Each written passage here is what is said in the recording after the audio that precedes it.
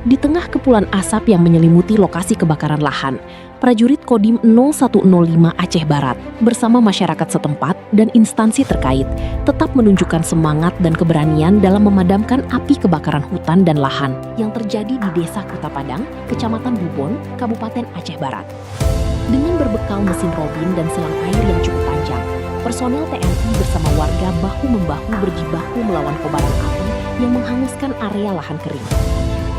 Assalamualaikum warahmatullahi wabarakatuh.